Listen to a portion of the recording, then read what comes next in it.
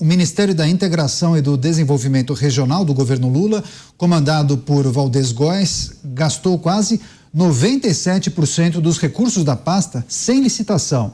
Dos quase 530 milhões de reais gastos entre janeiro e junho deste ano, 510 milhões foram empenhados sem abertura de licitação.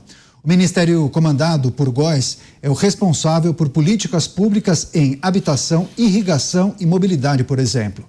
Entre as pastas, a da integração e do desenvolvimento regional está em terceiro lugar em gastos sem licitação pública nos primeiros 6 meses da gestão petista. O primeiro lugar é ocupado pelo Ministério da Saúde, que utilizou 4 bilhões e 300 milhões de reais. Vamos voltar a Brasília. Dantas, eventualmente, é preciso utilizar recursos sem o processo licitatório, sem a licitação, porque são gastos emergenciais e há, inclusive, dispositivos que autorizam o governo a fazer esse tipo de gasto. Agora, deve se tratar de uma exceção. Quando esse uso é recorrente, suscita dúvidas, né? Sem dúvida, Daniel, é disso que se trata. Compras sem licitação, elas devem obedecer um regime bastante estrito previsto legalmente, que é em caráter, aquilo que você precisa adquirir em caráter emergencial. Não me parece que essas pastas, os ministérios citados, tenham qualquer emergência que justifique estes gastos. Nós estamos falando de despesas de R$500 bilhão. R$500 bilhão sem licitação não é possível. Está aí a oportunidade, mais uma vez, aí para Kim Kataguiri, Van Hatten e todos aqueles parlamentares de oposição que solicitem detalhamento, né, dessas contas, no que foi gasto, se foi gasto mesmo, se aquilo que foi comprado estava em preço de mercado, se foi feita uma mínima pesquisa, porque aí é muito fácil de verificar se determinado insumo ou serviço adquirido ele está fora do preço de mercado. Então, acionem CGU, TCU, façam requerimentos pelos próprios gabinetes do detalhamento dessas contas. É necessário, é fundamental, porque não se justifica esse gasto sem licitação e diante de pastas de ministérios que me parecem não entregaram nada de relevante para a sociedade até agora. Infelizmente, olha, nós tratamos a nossa administração pública, os nossos políticos, nossas lideranças políticas de uma maneira geral, tratam a coisa pública como privada. Os ambos sentidos, né? Por quê? Porque não tem nenhum cuidado, não tem nenhum respeito com o pagador de impostos. E isso precisa acabar. As leis, elas não estão sendo seguidas, elas estão sendo atropeladas ou modificadas, como fizeram com a lei das estatais. Esgarçaram a lei das estatais, jogaram lá para o Supremo. Lewandowski, antes de sair, deu aquela rubrica para garantir que nomeações políticas, inclusive de integrantes de partido político, tinha trabalhado em campanha, não pudessem ser nomeados. Estou falando aqui do Mercadante especialmente. É muito curioso porque, assim, esse tipo de nomeação, ela tem um objetivo. Quando você nomeia alguém que não tem conhecimento técnico de determinado órgão, de determinado setor, você nomeia pelo simples, pela política, né? Pelo simples critério político. O que vocês acham que esse ministro vai fazer? Que tipo de missão ele vai cumprir lá? Porque está na base da nomeação. Ele vai usar o cargo para fazer política partidária e, quiçá, corrupção. Não é o caso aqui, né? Não estou aqui nominando ninguém, mas já vimos acontecer em diversas oportunidades. O sujeito é nomeado politicamente ele direciona os recursos da sua pasta para obras que já são manjadas, empresas que já são combinadas, que vão pagar a comissão política, a propina, a famosa propina, para abastecer o bolso e a campanha de determinadas lideranças políticas. É isso que está acontecendo com a investigação que foi lá e começou a puxar os tais dos kits de robótica, kits de robótica, dinheiro de emenda secreta. Aí a gente se debruça novamente sobre falta de transparência, uso irregular dos recursos. Olha, o histórico é o pior possível. Todas as mudanças legislativas que foram feitas nos últimos anos, nos anos recentes, depois no pós-Lava Jato, elas foram feitas para fragilizar todo o sistema de fiscalização, enfraquecer a fiscalização, inviabilizar a persecução penal. Você não tem mais Ministério Público denunciando nada. E aí você direciona essas investigações também de forma política. A gente vai falar ainda sobre isso hoje, mas tá aí, é um exemplo clássico e recente, atualíssimo, compra de kit de robótica. Quando saiu essa compra, eu me revoltei. Eu fico aqui indignado como qualquer cidadão. Eu me revoltei por quê? Porque compraram kits de robótica para uma escola lá em Alagoas que não tinha nem água encanada, não tinha saneamento, não tinha água na privada. Os estudantes, meninos e meninas, crianças que frequentam a escola não têm água na privada. E os senhores parlamentares, junto com a ajuda do governo federal, direcionam recurso para a compra de kit de robótica, que o Pavinato até um dia desses chamou de robóstica, com muita propriedade. Porque, assim, é um esculacho com o cidadão. É um esculacho, não basta você roubar. Você tem que esculachar mesmo, tem que esculachar. Então, agora se descobre que esse procedimento não foi usado num município, numa escola, não. Foram diversos municípios, diversas escolas, um esquema já combinado com as empresas, com o operador. Chegaram lá num assessor do próprio presidente da Câmara dos Deputados e agora está aí. Tem que agradecer se não chegar nele a investigação. Mas então é um negócio que ele ultrapassa governos. Essas coisas elas vão se repetindo ao longo do tempo. A gente cansa. O jornalismo de investigação, ele passa a ser repetitivo. Por quê? Porque muitas dessas denúncias não dão em nada. Cadê? Onde estão as denúncias? Onde estão as investigações, né, do Maranhãozinho, que pegaram o Maranhãozinho, foi flagrado contando dinheiro no seu escritório parlamentar, flagrado. Operação feita pela Polícia Federal, colocaram câmera, ele lá contando dinheiro, maços e maços e maços de reais. O sujeito flagrado, a investigação descobriu dinheiro de emendas sendo desviadas de obras superfaturadas de empresas combinadas. É muito parecido com o que aconteceu lá com o Chico Rodrigues, na investigação que acabou flagrando ele com dinheiro nas nádegas. E esse dinheiro, ele se espalha de uma maneira assim, ele é pulverizado em municípios, em esquemas que envolvem centenas, muitas vezes, de municípios, e fica praticamente inviável de você apurar e conseguir resgatar esse dinheiro. E as investigações vão ficando pelo caminho. Parece que a gente não tem mais Ministério Público, não tem mais Polícia Federal e não tem mais justiça nesse país.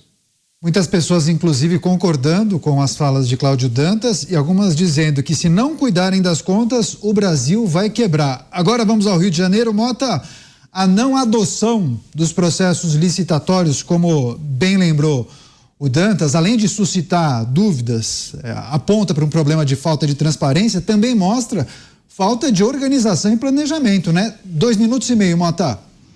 Claro. O principal ponto foi o levantado pelo Dantas.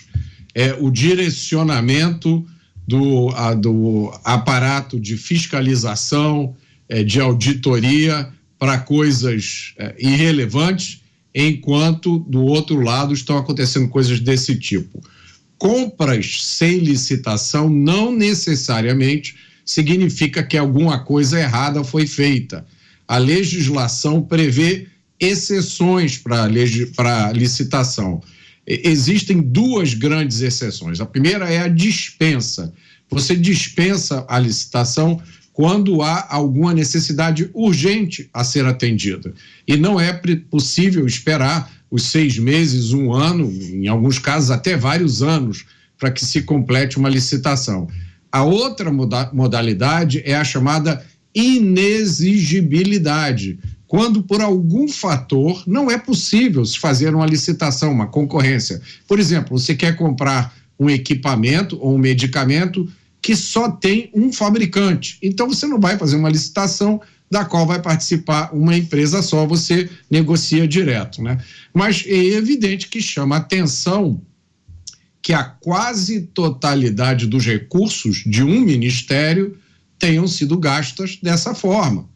Como eu já falei aqui, o governo federal tem inúmeras entidades de auditoria e fiscalização. Vamos esperar que algumas delas, né, talvez o TCU, examine esses processos, e é fácil, não é difícil verificar se eles foram feitos ou não de acordo com a lei. Agora, é importante a gente aproveitar aqui para fazer observação de que muita gente não deve estar surpresa com esse tipo de notícia, porque isso, como o Dantas falou, isso é um estilo de governar, isso é uma forma de fazer política. Não há qualquer novidade nisso.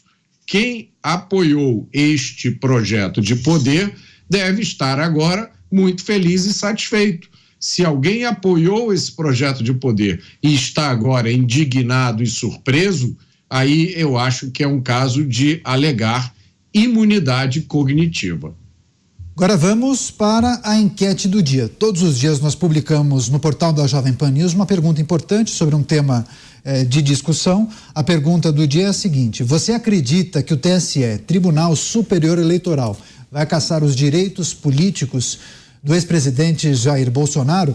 Das pessoas que entraram, a enquete acabou de ser publicada, das pessoas que já entraram, poucas pessoas, mas o score, o ranking é o seguinte: 54,2% disseram que sim, acreditam que Jair Bolsonaro terá os seus direitos políticos cassados. Já para 45,98% entendem que não.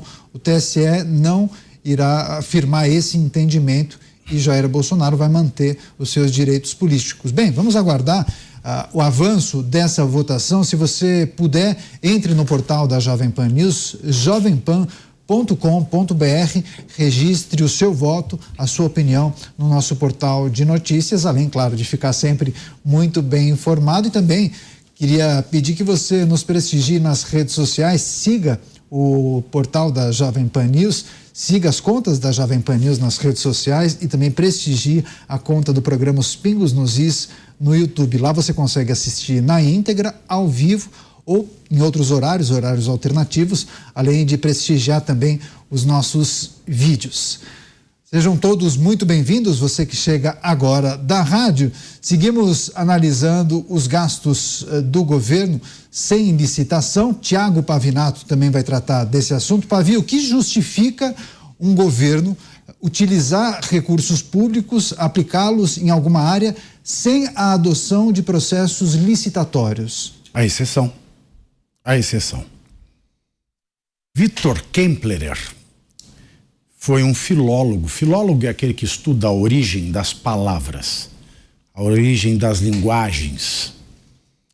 Então, Victor Kempler foi um filólogo judeu que fugiu da Alemanha nazista, quase foi morto num campo de concentração, e anos depois, Victor Kempler, ele escreve um livro muito interessante, que se chama Lingua Terti Imperi. Lingua Terti Imperi, o título assim mesmo em latim, porque ele retoma um uso que o latim fazia para tratar daqueles que não eram cidadãos romanos e também para tratar daqueles que eles não consideravam humanos, que eram os chamados monstrum vel prodigium, que eram pessoas que nasciam com deficiências, que nasciam em formas não consideradas normais para os padrões da época. Então existiam denominações, artigos inclusive, né? Pode-se dizer que era a linguagem neutra, que vem desde o Império Romano, com essa língua especial para excluir determinada categoria de pessoas da categoria de seres humanos. Então Victor Kempler, ele olha a Alemanha nazista e escreve Lingua Terti Imperi para mostrar que a consolidação do nazismo se deu pela subversão do idioma. Se deu através daquilo que nós falamos hoje nós nos referimos a esse método hoje como método de novilíngua. O que é o método de novilíngua? Tal qual aquele Estado distópico, orwelliano, em 1984, onde liberdade é escravidão, guerra é paz, ignorância é força. O Brasil, a gente tem a consolidação de uma nova língua, não só na busca, na sanha por uma linguagem neutra, mal sabendo os militantes, sem neurônios, é claro, sem capacidade de pensar, que esse era um recurso usado para tratar dos monstrum vel prodigium, ou seja, de pessoas que eram desprezadas e retiradas da categoria de seres humanos no Império Romano, fazendo igual o Brasil, ao lado disso, o Estado distópico de George Orwell, fazendo igual, claro, a Alemanha nazista, como nos relata Victor Kemplerer em Língua Tertia Imperi. Porque aqui no Brasil o amor virou ódio, a democracia virou autoritarismo, autoritarismo virou democracia e pobreza é nobreza. A única coisa que explica esses gastos fora da regra da licitação é a exceção.